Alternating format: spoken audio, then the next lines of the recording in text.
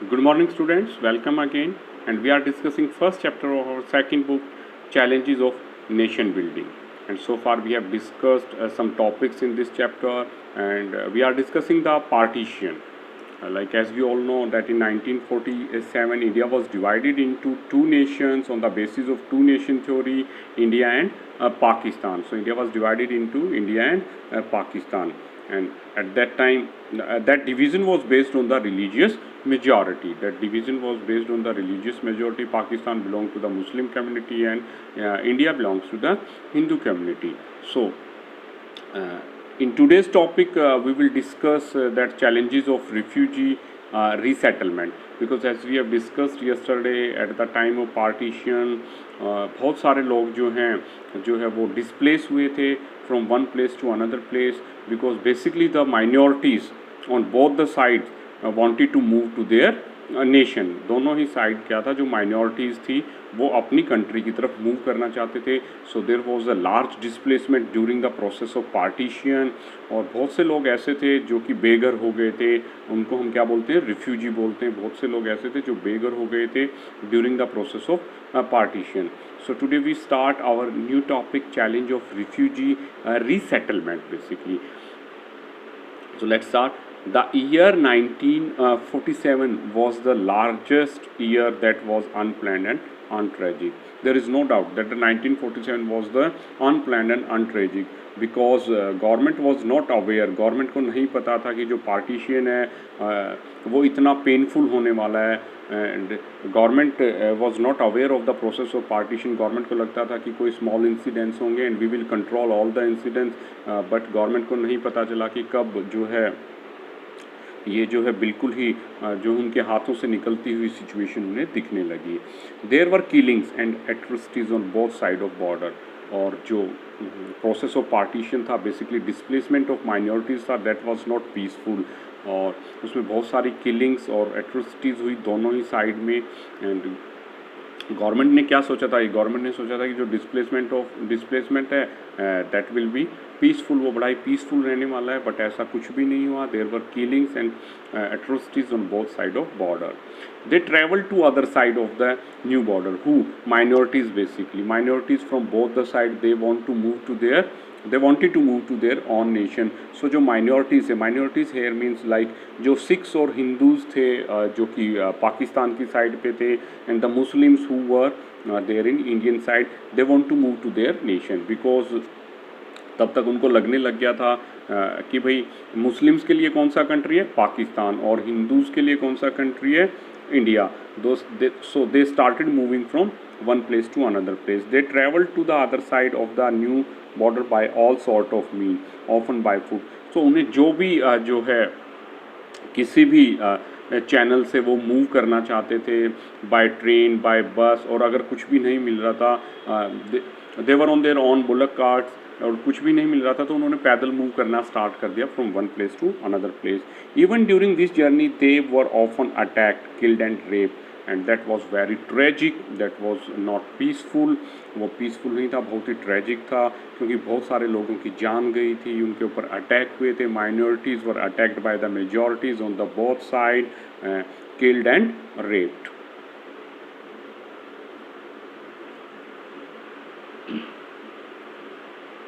In many cases, women were killed by their own family members to preserve the family honor.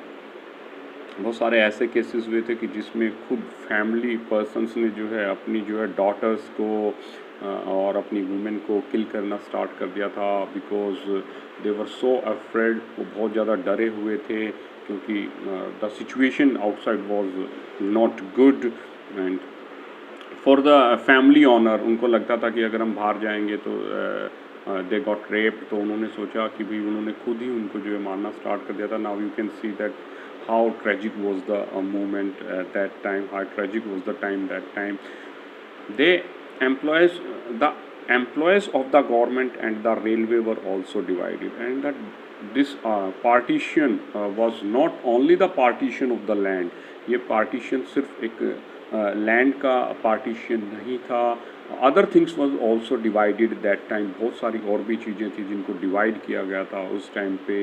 Even the employ of the government and the railway were also divided, even the chair, the books and the other furniture in parliament was also divided. बहुत सारी चीज़ें थी जिनको divide कर दिया गया था। Even chairs को भी डिवाइड किया गया था, टेबल्स को, बुक्स को, कि भाई ये सारी चीज़ें पाकिस्तान में जाएंगी और ये सारी चीज़ें कहाँ जाने वाली है, इंडिया की तरफ जाने वाली है। लाइक यू बहुत ही सिंपल सा बेसिक सा एक एग्जांपल देता हूँ कि हमारे यहाँ जब फैमिलीज़ में जब कोई पार्टीशन होता है, पार्टीशन इन सेंस मीन्स आपने देखा होगा कि जब पार्टीशन होता है तो बहुत सारी चीज़ें हैं जिनको हम डिवाइड कर देते हैं between two brothers and all this thing, but that partition was not peaceful. लेकिन ये पार्टीशन पीसफुल नहीं था। It is estimated that the partition forced about 80 lakh people to migrate across the new border. So, how many persons were displaced? 80 lakh people to migrate across the new border. Between 5 to 10 lakh people were killed in partition-related violence. So, that was very tragic, or you can say in history, in the world history, you can say जो ये partition था, जो ये era था basically, particularly 1947 का जो year था, world history में अपने आप में ये एक जो है बहुत ही like we can say tragic moment था, जिसमें कि 5 to 10 lakh people were killed, 5 से 10 लाख लोग। This is a estimation only ना, एस्टिमेटेड है, क्या मे बी द फिगर जो है वो इससे भी ज़्यादा हो। तो कितने सारे लोग जो हैं इसमें जो है मारे गए थे इस पार्टीशन में। And more interesting, the government was not aware about that, government had no idea about that, even government के पास कोई आइडिया भी नहीं था कि ऐसा कुछ होने वाला है। So that was a very tragic moment. In the next slide we will discuss the integration of princely states basically. Like in previous first we discussed some more parts like so this is the process of partition particularly so बहुत सारे लोग हैं जो कि बेघर हो गए थे। अब एक नया चैलेंज हमारे आगे था, उनको रीसेटल करना था, उनके लिए न्यू हाउसेस, फैसिलिटीज़ उनको प्रोवाइड करनी थी। That was the biggest challenge in front of government that time after the partition. Now you can see around the various cities. अब मैं आपको I want to give an example to you, like आप Hisar, basically you belong to Hisar. तो हिसार में there is a locality in Hisar that is known as the camp और पटेल नगर और camp. और you can find these two places in mostly cities of northern India. Northern India की ज़्यादातर cities में जो है आपको या तो पटेल नगर या गांधी कैंप नाम से कुछ लोकेलिटीज़ मिलेंगी। हिसार में जैसे हम कह सकते हैं there is a Patel Nagar और कैंप हम बोलते हैं। सो इन अदर सिटीज़ ऑल्सो ये इस टाइप की लोकेलिटीज़ हैं।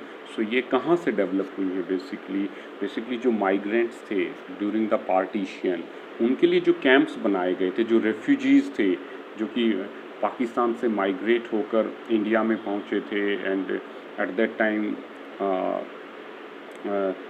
उनके पास कोई घर नहीं था, कुछ खाने का नहीं था, तो government had made some arrangements for these refugees. उनके लिए गवर्नमेंट ने कुछ अरेंजमेंट्स किए थे और उन्होंने छोटे छोटे कैंप्स बनाए थे। बेसिकली कैंप्स इन सेंस कुछ टेंटेज का अरेंजमेंट करके और उनके लिए फूडिंग का अरेंजमेंट करके, सो दैट द पर्सन जो कि पाकिस्तान से यहाँ पर आए हैं, पहले ही उन्होंने बहुत पेनफुल जो है प्रोसेस को टॉलरेट किया था।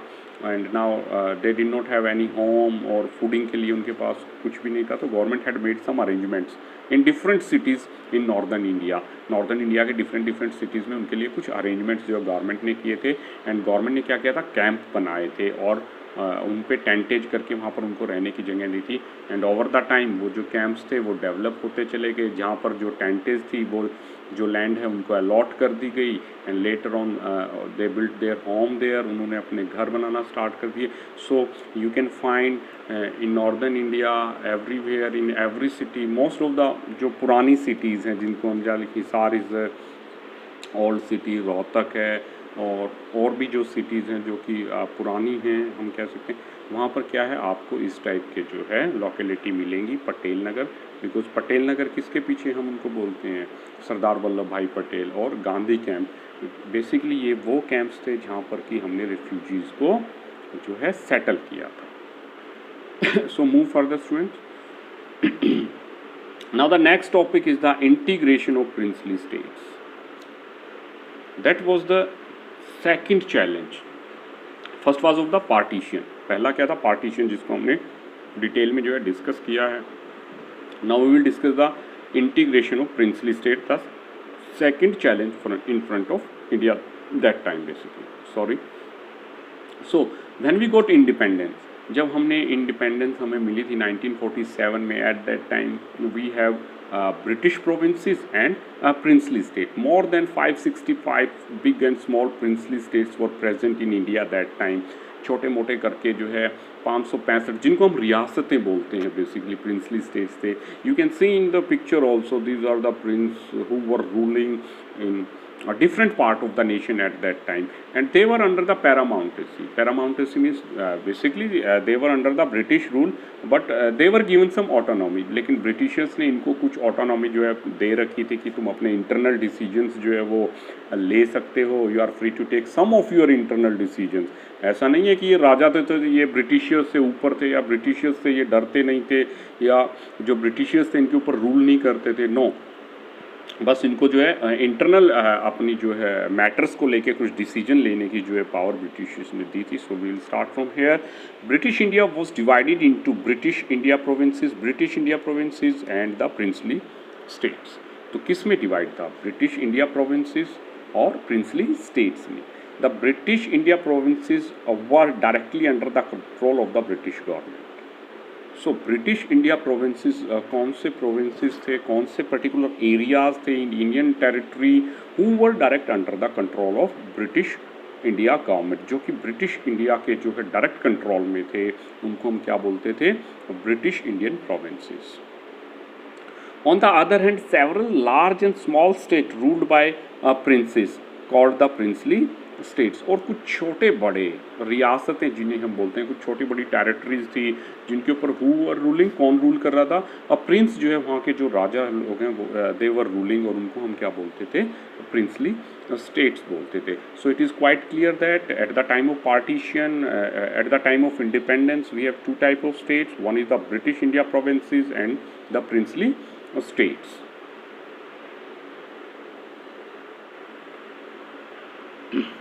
Then what is the problem? Basically problem क्या थी? A British government said that 565 princely states that would become legally independent and were free to join either India or Pakistan or remain independent if they so wished. So basically जो princely states थे, they were under the paramountcy. Paramountcy means they were under the British rule, but they were given some powers. So when we got independence, जब हमें independence मिली, so basically जो हमारे 11 Indian British provinces थे, what we have discussed, जो British Indian provinces थे, जो कि हमारे 11 थे इन नंबर. कितने थे, 11 इन नंबर थे जो ब्रिटिश इंडियन प्रोविंसेस थे. They came directly under the control of government of India. वो सीधे सीधे किसके कंट्रोल में आके, गवर्नमेंट ऑफ इंडिया के कंट्रोल में आके. British provinces came under the control of Indian government. But जाते जाते यहाँ भी जो अंग्रेज लोग थे, जो ब्रिटिशर्स थे, जाते जाते वो एक और पेन जो है इंडिया को दे के चले गए. पहला पेन तो उन्होंने दिया टू नेशन थ्योरी. हमारा पहला गिफ्ट तो क्या था, पार्टीशन था. अब दूसरा भी दे जाते जाते वो है चले गए. वो ये थे, हम तो जा रहे हैं लेकिन तुम्हें भी पीसफुली जो है, तुम्हें भी बहुत सारे स्ट्रगल्स जो है हम दे के जा रहे हैं गिफ्ट में, और इसके साथ डील करते रहना अगले 50-60 साल तक. इनके साथ आप जो है डील करते रहना. और वो क्या छोड़ के चले गए, वही जो 11 ब्रिटिश प्रोविंसेस थे वो तो डायरेक्टली कंट्रोल में आ गए हमारे, नो डाउट. अब जाते जाते उन्होंने क्या किया, इनका जो फेट था, इनका जो भाग्य था, किसका, जो 565 प्रिंसली स्टेट्स थे, यहाँ पर फिर से वो एक जो है पेच फंसा कर चले गए. और क्या बोल दिया, they would become legal independent. बोल दिया कि आज से ये भी इंडिपेंडेंट हैं. हम अपनी पैरामाउंटेसी इनके ऊपर से, हम अपनी सुपरमेसी इनके ऊपर से रिमूव करते हैं। They are also equally independent, legally independent and were free to join. और उनको फ्री कर दिया। क्या फ्री कर दिया? भैया आपकी मर्जी है, where you want to go. If you want to go with India you can, if you want to move with Pakistan you can. और तीसरा ऑप्शन क्या दे दिया? अगर आप फिर भी इंडिपेंडेंट रहना चाहते हैं तो आप इंडिपेंडेंट भी रह सकते हैं। मीन्स ऐसे कैसे एक प्रिंसली स्टेट जो है आप अपना एंजॉय कर सकते हैं। So British government said that 565 princely states that would become legally independent and were free to join either India or Pakistan or remain independent if they so wished. So that was the second problem in front of India that time, that unity of the country. Because it is not possible that how we can move with these 565 princely states. भैया हमारा India का जो map है वो तो एकदम से अजीब ही हो गया। भाई यहाँ से निकले, कहीं कोई राजा बैठा है, उसके बाद फिर से एक इंडियन स्टेट है, फिर कोई राजा बैठा हुआ है अपनी टेरिटरी लेकर, they are ruling. So it was quite difficult for the Indian government. और बेसिकली हमारे जो प्री इंडिपेंडेंस एरा थी उसमें हम वी वर क्वाइट क्लियर। क्या क्लियर थे? एक तो डेमोक्रेसी और दूसरा यूनिटी ऑफ द नेशन। अब यूनिटी कैसे बनानी है? तो that was the biggest challenge that time. First of all the ruler of Travancore announced that the state had decided on independence. तो सबसे पहले नाउ केरला, ट्रेवेनकोर पहले एक प्रिंसली स्टेट होता था ट्रेवेनकोर। अभी हाँ वो कौन से स्टेट में? केरला, केरला के स्टेट में है। पहले केरला का ही एक पार्ट होता था जिसको हम बोलते थे ट्रेवेनकोर। तो सबसे पहले वहाँ के प्रिंस ने डिक्लेयर कर दिया कि I want to remain independent. भैया मैं इंडिपेंडेंट रहना चाहता हूँ, मैं किसी के साथ मूव नहीं करना चाहता, ना ही मैं इंडिया के साथ जाऊँगा, ना ही मैं पाकिस्तान के साथ जाऊँगा। I want to stay independent. मेरा प्रिंसली स्टेट है और मैं ही राजा बन के रहूँगा और मैं इंडिपेंडेंट रहना चाहता हूँ। तो फर्स्ट चैलेंज स्टार्ट हो गया। और next day he, very next day, Nizam of Hyderabad made a similar announcement the next day. और अगले ही दिन जो है, जो निजाम ऑफ हैदराबाद थे, one of the richest person in the world that time, announce same announcement उन्होंने कर दी कि भैया हम भी इंडिपेंडेंट रहेंगे, we don't want to move with, we did not want to move with India और पाकिस्तान। निजाम ऑफ हैदराबाद रिसेंट आप देखते होंगे न्यूज़ चैनल्स पर, ओवैसी जो है, एक ओवैसी नाम के एक पर्सन आते हैं जो कि डिबेट्स में भी बहुत ज़्यादा पार्टिसिपेट करते हैं। तो नवाब निजाम ऑफ हैदराबाद उन्हीं के एंसेस्टर्स थे बेसिकली। सो व्हाट हैपन, क्या हुआ यहाँ से कि अब प्रिंसली स्टेट उनको तो एक ऑप्शन मिल गया टू रिमेन इंडिपेंडेंट। अगर वो इंडिपेंडेंट रहना चाहते थे दे गॉट एन ऑप्शन। और भैया मुझे एक इंडिपेंडेंट मिल रहा है कि मैं एक कहीं का राजा हूँ, सारी पब्लिक मुझे मेरे रूल्स को फॉलो कर रही है, दे आर फॉलोइंग मी। तो मैं तो obviously I will go with that option कि मुझे तो पूरी जो है ऑटोनॉमी मिल रही है, मैं I will rule my particular part. But क्या था, इंडिया के लिए तो ये जो है अच्छा नहीं था। So what happen next, Sardar Vallabh Bhai Patel and integration of states, the Iron Man of India. This person is known as the Iron Man of India. इनको हम क्या बोलते हैं? Iron Man या लौह पुरुष। And Sardar Vallabh Bhai Patel decided the integration of state. इन्होंने decide कर लिया कि भैया ये पॉसिबल नहीं है कि भाई इंडियन टेरिटरी में, फ्री इंडिया में छोटे मोटे बड़े बड़े राजा बैठे हों। And he decided to unite the India, he decided to integrate the states और प्रिंसली स्टेट्स। इन्होंने डिसाइड किया कि अब पूरे इंडिया को यूनाइट करने का टाइम आ गया है। And the first deputy prime minister and home minister of India, so who was the first deputy prime minister and home minister of India? Sardar Vallabh Bhai Patel was the first deputy prime minister as well as the home minister of India. Sardar Vallabhbhai Patel emerged as a major leader of the freedom movement after the Khedar Satyagraha and the Bardoli Satyagraha. आपने history में इनके बारे में पढ़ा ही होगा, Bardoli Satyagraha, where he got the title of Sardar by the women of Bardoli. इनको सरदार का टाइटल किन्होंने दिया था? वुमेन ऑफ बारदोली ने दिया था। Also known as the iron man of India. So he decided for the unity of India. इन्होंने डिसाइड किया कि ये जो प्रिंसली स्टेट वाला कंसेप्ट है इसको हमें जो है ख़त्म करना पड़ेगा, अबॉलिश करना पड़ेगा। If we want a one country, if we want a strong country, तो हमें इस कंसेप्ट को कहीं ना कहीं ख़त्म करना पड़ेगा। At the time of independence, the problem of integration of princely states was a big challenge for the national unity and integrity of India. और अब लगने लगा था कि भाई जो प्रॉब्लम है ना इंटीग्रेशन ऑफ प्रिंसली स्टेट, ये बहुत बड़ा चैलेंज है इंडिया के लिए.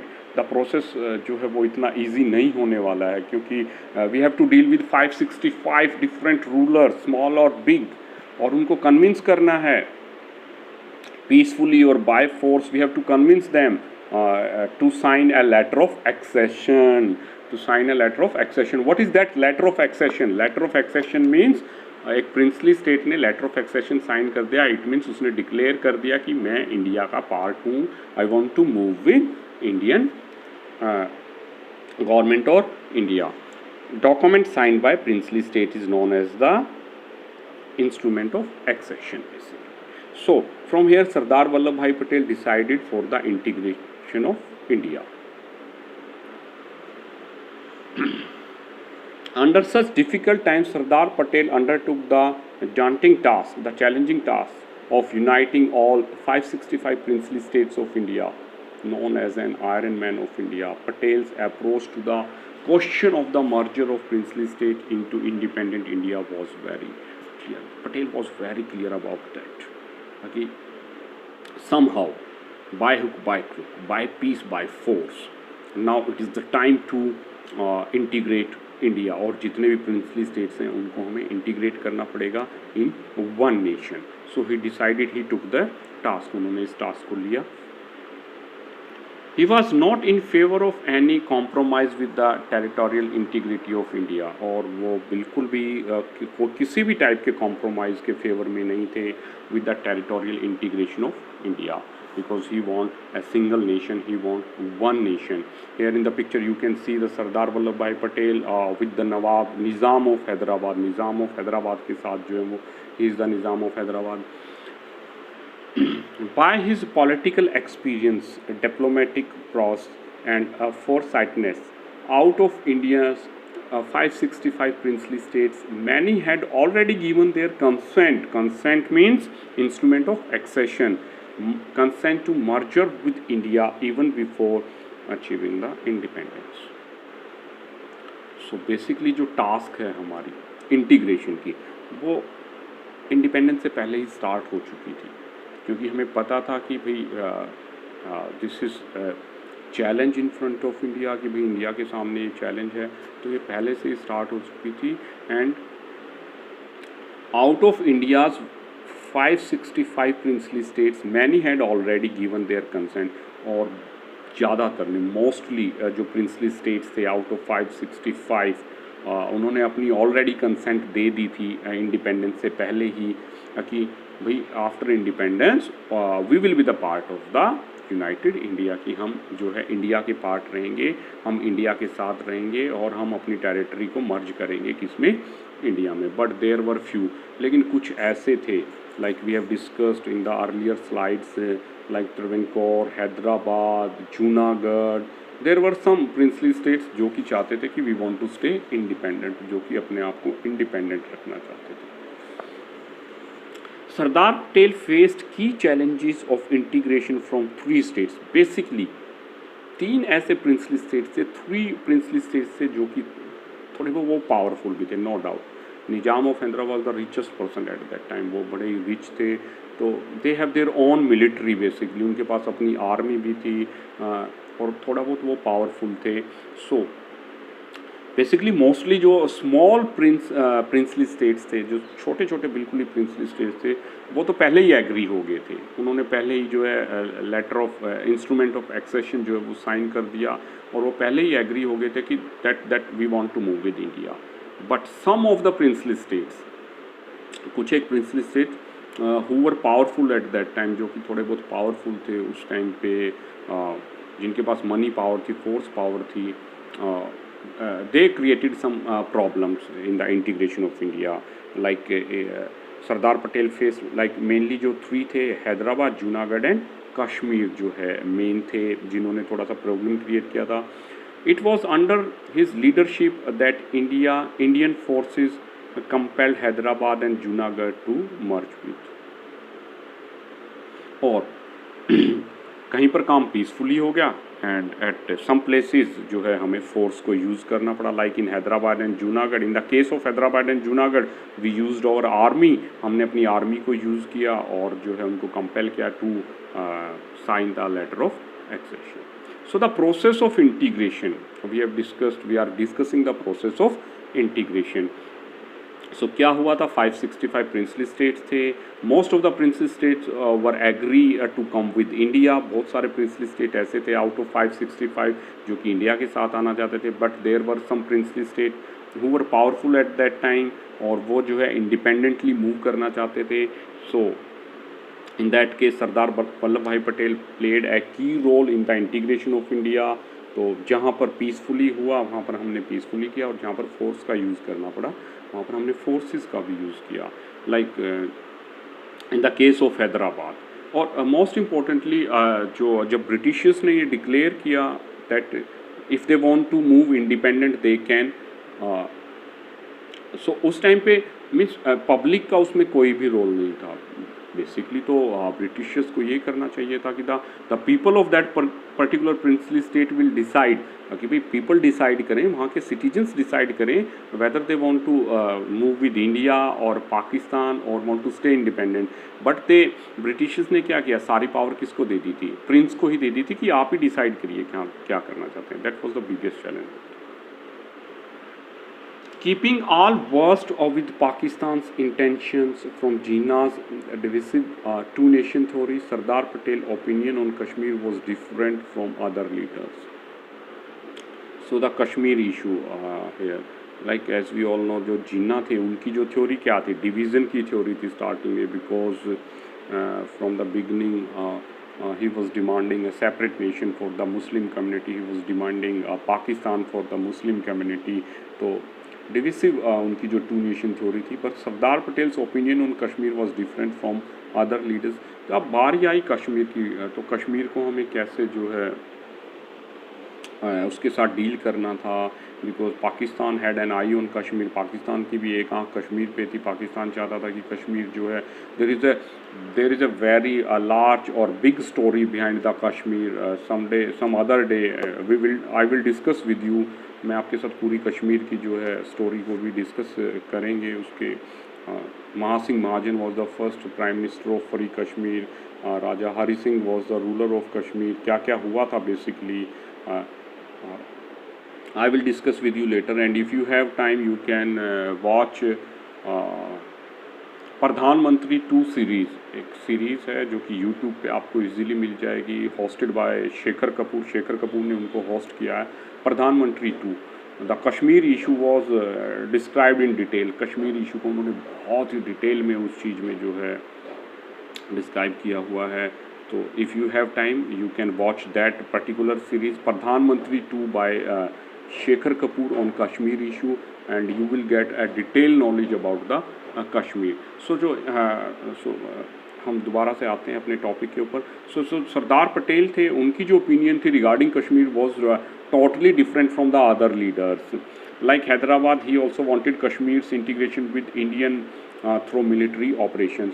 वो जैसा उन्होंने हैदराबाद में किया था, जब हैदराबाद के नवाब ने जो है लेटर ऑफ एक्सेशन साइन करने से मना कर दिया था, और eight that time Sardar Patel use the Indian military against the Nawab of Hyderabad, and with in couple of hours उन्होंने उनको दिखा दिया था कि उनकी वो कहाँ स्टैंड करते हैं। एंड लेटर ऑन जो नवाब ऑफ हैदराबाद थे उन्होंने आके लेटर ऑफ एक्सेशन साइन कर दिया था। So Sardar Patel wanted same type of treatment with Kashmir, वो कश्मीर के साथ भी कुछ ऐसा ही करना चाहते थे।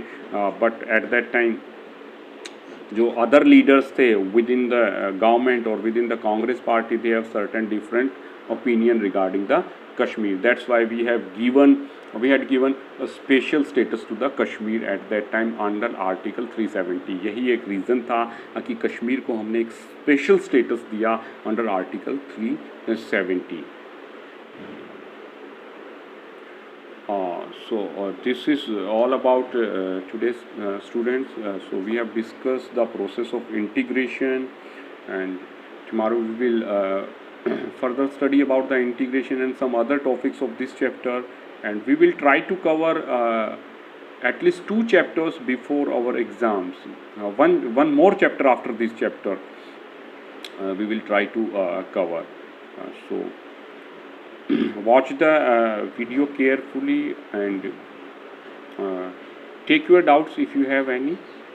And thank you, student. Have a nice day. Thank you.